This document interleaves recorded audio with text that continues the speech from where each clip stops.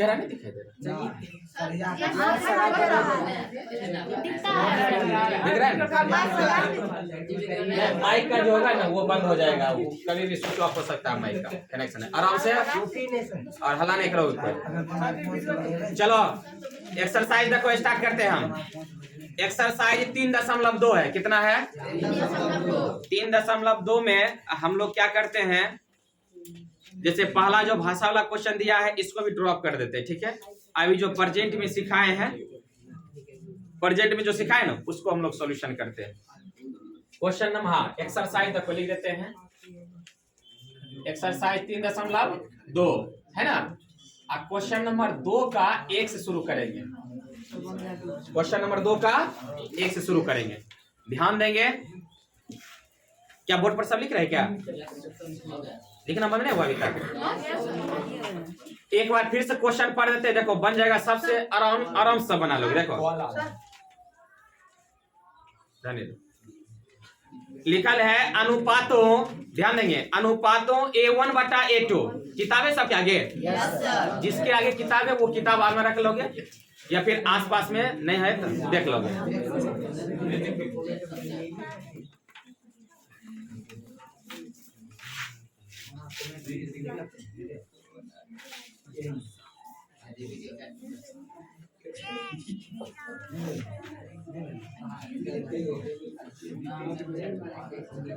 देखो अनुपातों A1/A2,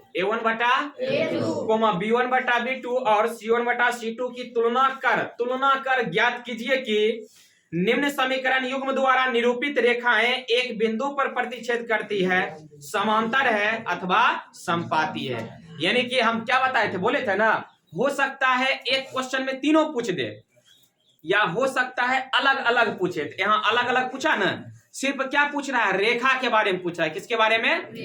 यहाँ नहीं समीकरण के बारे में पूछा है, नहीं हल के बारे में पूछा है, सिर्फ क्या पूछा है, इसका रेखा कैसा होगा। बात नहीं समझे?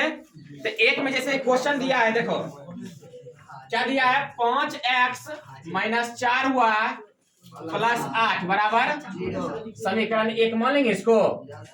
दूसरा क्या है, 7x + 6y - 9 बराबर कितना, समीकरण। ध्यान देंगे यहाँ पे कोई आपस में टॉक नहीं होना चाहिए, ठीक है। रिकॉर्डिंग हो रहा है,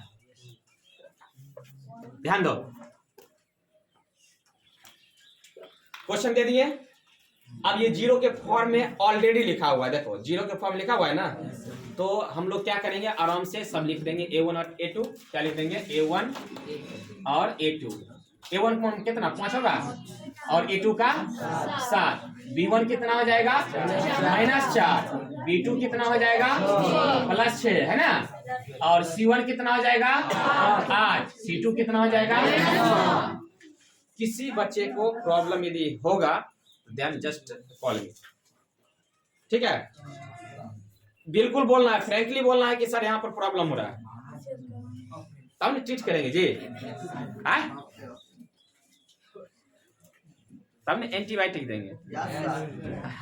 आप बोलबे नहीं करोगे, अंदर में रख लोगे तो जख्म ताजा बहुत ज्यादा बढ़ जाएगा ना। इसलिए किसी को दिक्कत हो तो जस्ट कॉल मी। देखो जरा,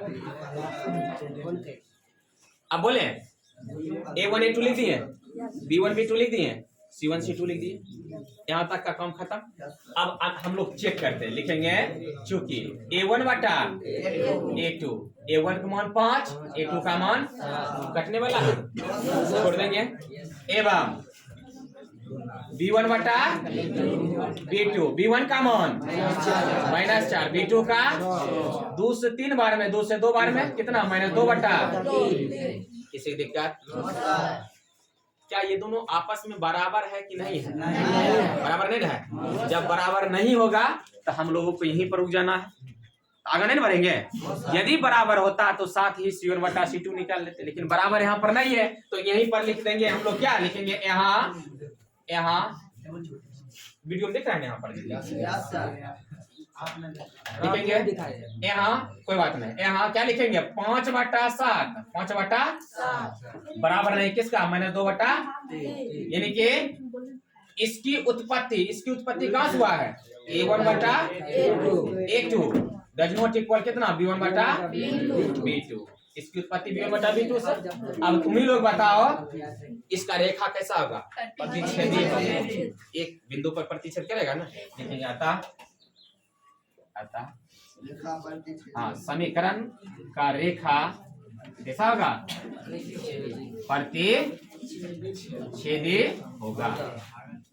कुल मिलाकर देखा जाइए, हम एक शॉर्ट में बता देता हूं यहाँ पर, देखो तो फिर से एक बार फटाफट तुम ही लोग बताना, ठीक ना। मेरा आंसर आ चुका है, ये मेरा क्या है, ये मेरा आंसर है, ठीक ना। अब तुम ही लोग हमको बताओ फटाफट। जैसे एक नंबर में A1 बटा A2 बराबर नहीं है B1 बटा। जब ऐसा कंडीशन आए, ऐसा जब कंडीशन रहेगा तो एक नंबर में क्या बोलेंगे, समीकरण कैसा होगा, बोलो साहब, समीकरण संगत होगा। समीकरण क्या होगा, रेखा प्रतिच्छेदी। देखा क्या होगा, और हल क्या होगा, अद्वितीय। हल क्या होगा, अच्छा अद्वितीय का मतलब होता है यूनिक। यूनिक मतलब इसके जैसा दूसरा कोई नहीं, है ना। कहता ये पीस जो है यूनिक पीस है। यूनिक पीस बोले तो इस पीस के जैसा कोई भी नहीं हो सकता है। यूनिक उसी को बोला जाता है अद्वितीय, ठीक है। पहला कंडीशन ये आ गया। दूसरा कंडीशन आता है A1 बाय A2 बराबर B1 बाय B2। अब बराबर नहीं होगा किसका जी, जब ऐसा रहे तो समीकरण क्या बोलोगे, समीकरण कैसा होगा, असंगत। समीकरण असंगत, ठीक है। हल कैसा होगा, कोई हल नहीं, कोई हल नहीं। और रेखा क्या होगा, समांतर। रेखा क्या हो जाएगा, वेरी गुड। और 3 number last, A1 bye A2 बराबर B1 बाय B2 बराबर C1 बाय C2। तब हमको बताइए इसमें क्या होगा, हल कैसा होगा, या आश्रित। अच्छा, समीकरण को बोलेंगे संगत या आश्रित। समीकरण क्या कहलाएगा, संगत या आश्रित। उसके बाद हल कैसा होगा, अपरिमित रूप से अनेक हल होगा या अनंत हल होगा। अपरिमित रूप से अनेक या अनंत। और इसका रेखा कैसा होगा, संपाती। संपाती बोले तो समान अनुपात में क्या होगा। ये मेरा 3 कंडीशन है। 3 कंडीशन में जो पूछेगा क्वेश्चन उसका हम लोग क्या कर देंगे, जवाब दे देंगे। हमसे यहाँ रेखा के बारे में पूछा है, यदि हमको जांच करना है, क्या करना है, फिर सुनेंगे अच्छा से। यदि हमको क्वेश्चन में जांच करने के लिए दे दिया है तो जांच करने के लिए हमको इतना चीज लिखना जरूरी है। पहले समीकरण 0 के रूप में लिख देंगे, उसके बाद A1 A2 B1 B2 C1 C2 लिख देंगे। लेकिन एक बार इस तरह जांच कर लेंगे, यदि यहाँ पर दोनों बराबर नहीं होगा तो यहीं पर लिख देंगे ये दोनों आपस में बराबर नहीं है। A1 बाय A2 बराबर नहीं होगा किसका, B1 बाय B2। यहाँ पूछा है मेरे पास कहते रेखा के बारे में, तो ऐसा जब भी रहेगा तो रेखा क्या हो जाएगा, किसी की दिक्कत तो दिक्कत है ना। चलो आप सब सॉल्व कर सकते हो। 3 वो क्वेश्चन है, जल्दी सॉल्व कर लो। सब हो गया सॉल्व, वेरी गुड। लो बाबा देखो तो, या एक एक शब्द हिंट दे देता हूँ, क्या घर पे फटाफट कर लोगे ना, सही रहेगा, ठीक है, वेरी गुड।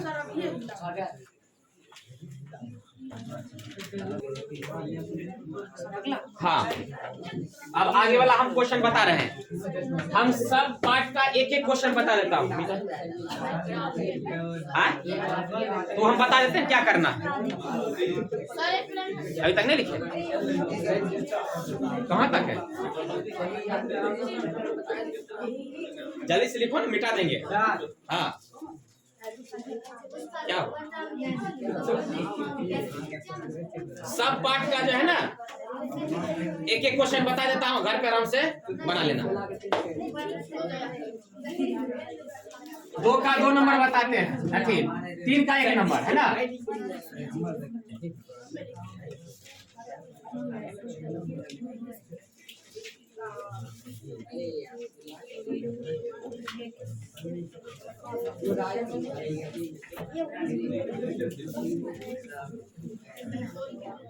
चलिए सभी लोग देखिए इधर।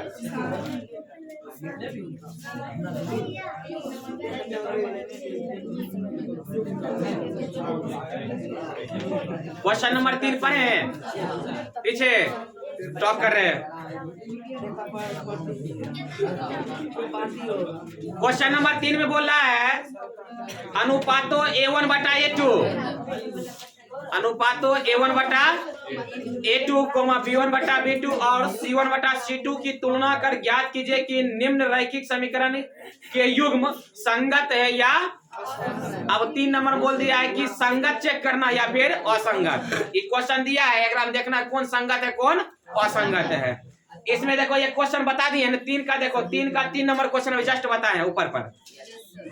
अभी जो एग्जांपल दिए थे, पहला क्वेश्चन शुरू किए थे बटा वाला, देखो 3 का 3 नंबर सेम क्वेश्चन दिए थे। हाँ 3 का 3 नंबर देख लो क्वेश्चन। तो इसमें संगत और संगत बताना है। चलो हम जो है तन बटे वाला ले लेते हैं क्वेश्चन, ठीक ना, तन भारी वाला क्वेश्चन लेते हैं। यानी कि क्वेश्चन नंबर देखो, क्वेश्चन नंबर 3 का 5 नंबर लेते हैं। 3 का क्या नंबर 5, 3 का 5। टॉक नहीं होना चाहिए आपस में। 3 का 5 नंबर देखो, किताब है आगे में, तो देख लो क्वेश्चन क्या कहता है। 4x बटा 3 कितना है ये, 4x बटा 3 अब प्लस 2y बराबर कितना है ना। इसको समीकरण नहीं लिख कर इसको यहीं पर सॉल्व कर लेंगे। इसको एक नहीं मान कर यहीं पर पहले इसको क्या कर लेंगे, सॉल्व कैसे करने के सिखाए। जब बटा में रहेगा तो उसको लघुत्तम निकाल के उसको पहले क्या करना, लीनियर में बदल देना। कैसे, इसके नीचे 1 दे देता हूं। कॉल आ रहा ना, जब रिकॉर्डिंग करते हैं तो बहुत कॉल आता है। बताओ दोनों का एलसीएम क्या होगा, एलसीएम 3 होगा, एलसीएम 3 होगा। ऊपर 4x प्लस 2y, सॉरी 3 दूनी 6y बराबर कितना 8। डन, डन है ना। अब इसको क्या लिख सकते हैं बताओ तो, 4x प्लस 6y बराबर 8 दिया। इसको 0 पे लिख दे हैं, 4x प्लस 6y माइनस 24 बराबर क्या आ जाएगा। आप मानेंगे इसको समीकरण। इसके जस्ट देखो, इसके सामने हम दूसरा समीकरण दिया, इन्हें नीचे वाला देख लेना। 5 का जो दिया है, जो भी क्वेश्चन दिया है सामने सामने दो समीकरण, जैसे पहला समीकरण है तो एक दूसरा का समीकरण सामने वाला है। कुछ हो सकता है मिस्टेक से ऊपर वाला लिख नीचे वाला लिख दोगे, ठीक ना। जैसे 1 नंबर जो क्वेश्चन दिया है तो सामने सामने दो समीकरण है, पहले इधर है उसके जस्ट सामने दूसरा का समीकरण है। अब इसका दूसरा का समीकरण दिया है, देखो ये 2x प्लस 3y अब प्लस 12 है उधर, तो क्या हो जाएगा बराबर। अब इसको क्या मानना है, तो आराम से लिख दूं। a1 का मान कितना 4, a2 का मान 2, फिर बताएंगे b1 का मान 6, b2 का मान 3 एंड लास्ट c1 का मान माइनस 24 और c2 का मान minus a1 a2 b1 b2 c1 c2 लिख देंगे। अब लिखने के बाद आराम से कर दो, लिखेंगे चूंकि a1 बटा a1 का मान 4, a2 का मान 2 दूनी कितना आया। फिर लिखेंगे b1 बटा b2, b1 का मान 6 और b2 का मान 3 दूनी बराबर कितना, क्या दोनों आपस में बराबर है। जब बराबर है तो हमको आगे बढ़ जाना है। लास्ट में लिखेंगे 7 है, क्या लिखेंगे वीडियो में आ रहा है ना, कैप्चर हो रहा है ना। c1 बटा c2, c1 का मान कितना माइनस 24 और c2 का मान माइनस माइनस कैंसिल 12 दूनी बराबर कितना, तीनों बराबर आ रहा है। बराबर लिखेंगे यहाँ, क्या लिखेंगे लिखेंगे 2 बराबर कितना, इसलिए बोल सकते हैं a1 बटा a2 बराबर b1 बटा बराबर। जब ऐसा कंडीशन आ जाएगा, 3 नंबर कंडीशन है ना, जब ऐसा कंडीशन होगा समीकरण क्या होगा, संगत क्यों संगत, संगत होगा ना। संगत का नाम इसका आश्रित भी होगा, क्या होगा यानी हमको ऊपर बोला है संगत और संगत दिखाने के लिए, है ना। तो डायरेक्ट क्या बोलेंगे, समीकरण संगत होगा। समीकरण क्या होगा, यहाँ लिख देंगे समीकरण संगत होगा, समीकरण संगत होगा। किसी को एनीबॉडी बताओ है प्रॉब्लम ही चेक करने में, किसी को प्रॉब्लम है then ask me, otherwise forward. वो दिक्कत है ना। चलो 2 नंबर भी एंटीबायोटिक 3 नंबर मिल गया। अब चौथा एंटीबायोटिक देंगे। आओ क्या हुआ, रिकॉर्डिंग हो रहा है। हाँ इसको हम मिटाएंगे तभी तो सबका बताएंगे। अभी भी बच्चा लिखिए रहा है क्या बोर्ड पर बोला? विद्यार्थी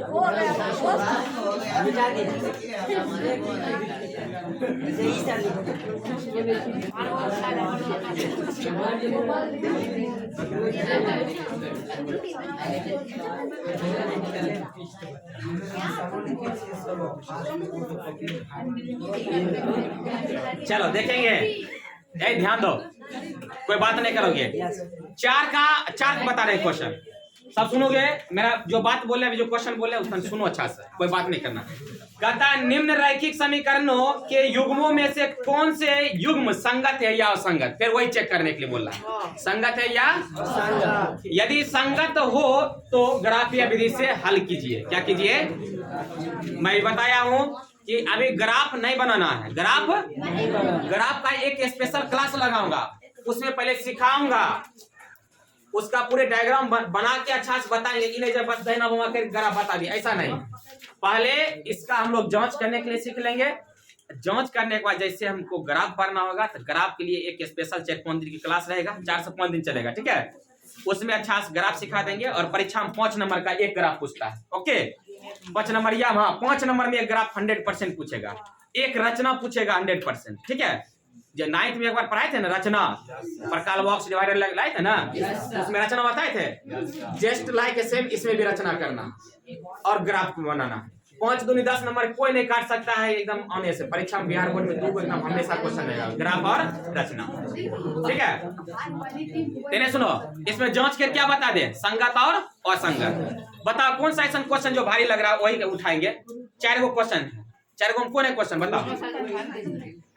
कोई लगे जो भारी क्वेश्चन लग रहा है वही पूछ दो हमसे। क्या नंबर बता दें? 1 2 3 4 क्या नंबर?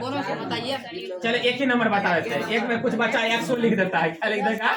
1 1 2 जगह पर x y सब लिख देता है।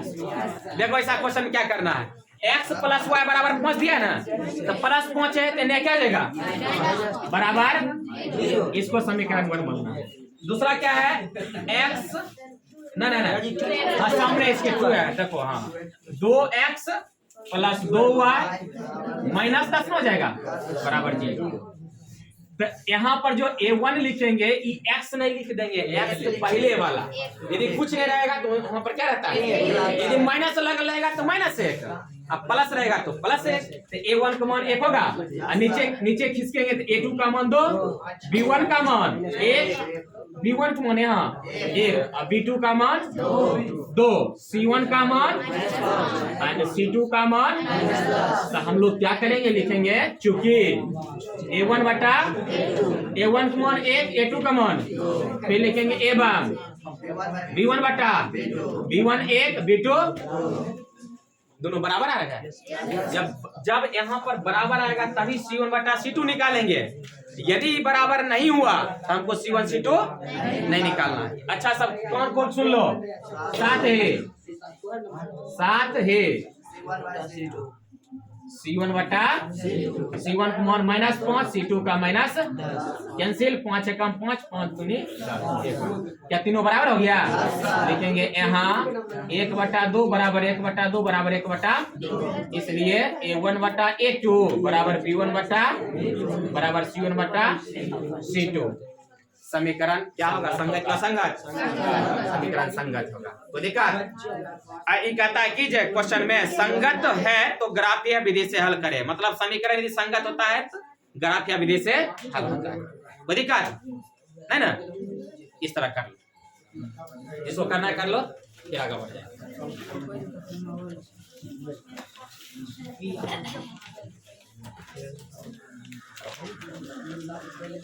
हो गया, कंप्लीट है ना? जल्दी जिसको करना जल्दी करो।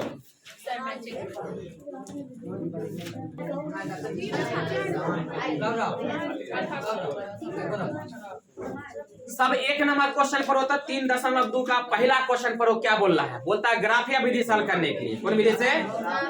तो हम लोग ग्राफीय विधि से हल नहीं करेंगे, सिर्फ समीकरण तैयार कर लेंगे। क्या तैयार कर लेंगे?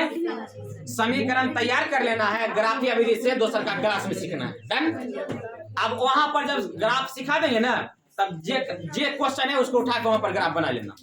ओके, तो हम इसको थोड़ा सा समीकरण के रूप में बता देते हैं। क्वेश्चन नंबर 1 का 1 नंबर, 3.2 का क्वेश्चन नंबर 1 का 1 नंबर सिर्फ हम ग्राफ के रूप में भी नहीं बदलेंगे, सिर्फ इसको समीकरण के रूप में ढांचा तैयार कर देंगे और ग्राफ के रूप में दूसरा का क्लास में सीखेंगे। ठीक है, भाषा वाला क्वेश्चन बताएं, 2 चर वाले रेखिक समीकरण क्वेश्चन पढ़ाए ना भाषा वाला। देखो पहला क्वेश्चन पढ़ते हैं, सब लिख रहे हो क्या? जिसके आगे हम किताब है वो किताब देखोगे, और जिसके आगे हम नहीं है हम बोल रहे हैं, समझने की कोशिश करना। कहता है कक्षा 10 के 10 विद्यार्थियों ने, कक्षा 10 के 10 विद्यार्थी, टोटल क्या विद्यार्थी? 10। क्लास 10th का 10 गो विद्यार्थी, कुल 10 गो विद्यार्थी है। 10 विद्यार्थियों ने एक गणित की पहेली प्रतियोगिता में भाग लिया, एक कंपटीशन में भाग लिया। क्या विद्यार्थी? कुल 10 गो विद्यार्थी। यदि लड़कियों की संख्या लड़कों की संख्या से 4 अधिक हो तो प्रतियोगिता में भाग लिए लड़कों और लड़कियों की संख्या ज्ञात करें। हम क्या 2 चर वाले रैखिक समीकरण में सीखा है, लास्ट में जो पूछता है उसको पहले मान लो, उसको पहले क्या करो? तो क्या पूछा? लड़का और लड़की की संख्या, तो हम मान लेते हैं, माना कि लड़कों की संख्या बराबर कितने है? बार बहादुर, माना कि लड़कों की संख्या बराबर, देयर इज नो लिमिटेशन है, मतलब खुशी कुछ ज्यादा लगता है, एक्साइटेशन कुछ ज्यादा बढ़ रहा है कि ना? खुशी बर्दाश्त नहीं हो रहा है ना, आ रहा है, कोई बात नहीं, कोई बात नहीं, खुशी बर्दाश्त नहीं आ रहा है। लड़कों की संख्या कितना मान लिए? आप कुछ बगल में और है ना, क्या है? लड़कियों की संख्या, लड़कियों की बराबर कितना?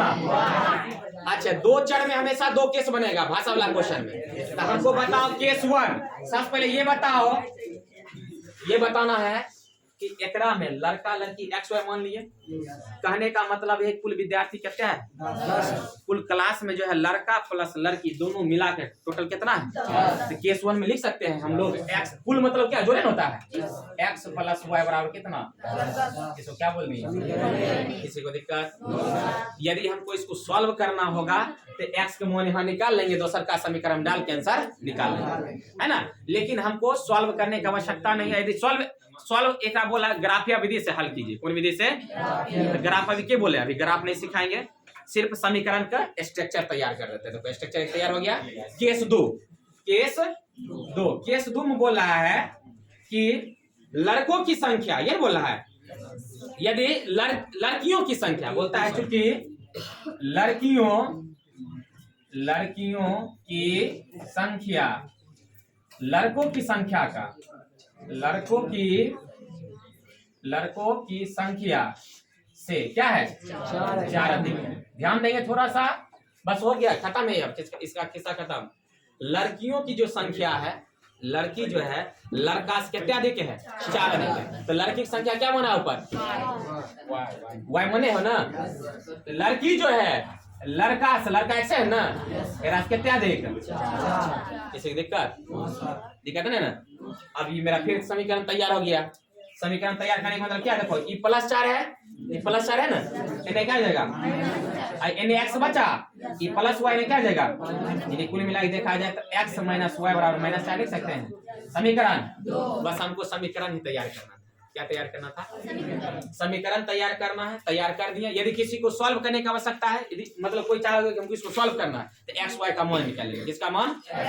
हल करके एक्स वाई का मान निकालेंगे, वो लड़का की संख्या लड़की की संख्या निकल जाएगा। एक्स हो जाएगा लड़का की संख्या, वाई हो जाएगा किसको? जब ये दोनों को सॉल्व करेंगे तब एक्स वाई का मान आ जाएगा। अब इसके बाद हम लोग को ग्राफ नहीं बनाना है, अभी ग्राफ हम बताएंगे स्पेशल क्लास में, बार रिपीट कर रहे हैं, ठीक है ना। ये हो गया। अब इसके बाद देखो 2 नंबर क्वेश्चन तो बच्चा सब बनेने भी है। पेंसिल देख लो, 5 पेंसिल 7 कलमों, कलम पेंसिल और बताए थे ना, समीकरण तैयार कर लोगे। अच्छा बताओ, इन्हें सुनो, 1 कलम का दाम 5 रुपया, 1 कलम का दाम 2 कलम कितने रुपया? 3 कलम 4 कलम 20, क्या कर रहा है, गुना करते जा रहे हैं, गुना कर रहे हैं ना।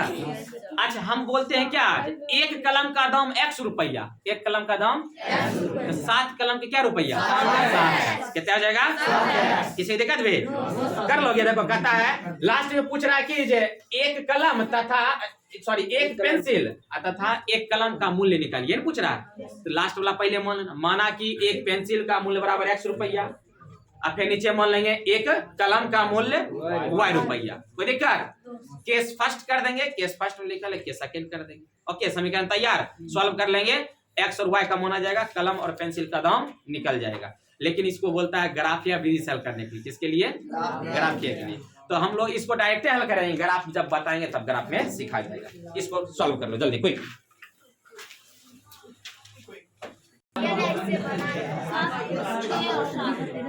हो गया सबका,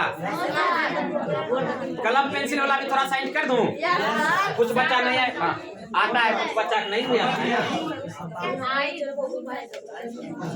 अच्छा कोई बात नहीं, सबके लिए दे देते हैं।